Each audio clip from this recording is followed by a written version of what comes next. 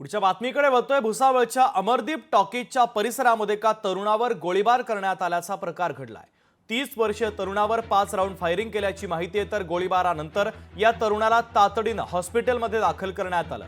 तहरीन नजीर शेख नावाच्या तरुणावर हा गोळीबार करण्यात आलेला आहे। मात्र गोळीबाराचं कारण अद्यापपर्यंत स्पष्ट होऊ शकलेलं नाहीये। पोलीस या प्रकरणाच्या संदर्भातला अधिकचा तपासही करतायत। भुसावळच्या अमरदीप टॉकीज परिसरामध्ये एका तरुणावर गोळीबाराची घटना घडलेली आहे।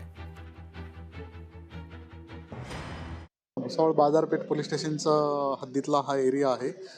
इकडे हे मागे जे टी स्टॉल दिसत आहे तिथे सकाळी 7:30 ते पावणे 8च्या दरम्यान एक चहा पित असताना एका इसमाचा अनोळखी 4 इसम मध्ये प्रवेश करून त्यांनी गोळी झाडून खून केलेला आहे। त्याचा सध्या मृतदेह आहे तो पोस्टमॉर्टमसाठी आम्ही जळगाव जिल्हा रुग्णालयामध्ये पाठवलेला आहे।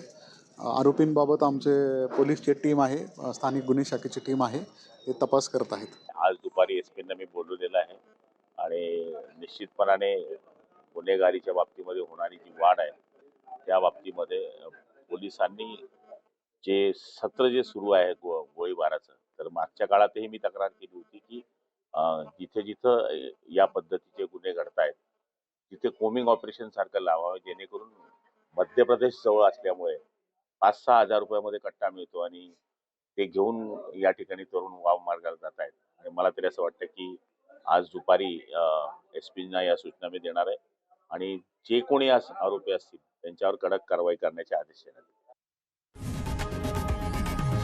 लोकशाही मराठी ऐका, पहा, जागरूक रहा।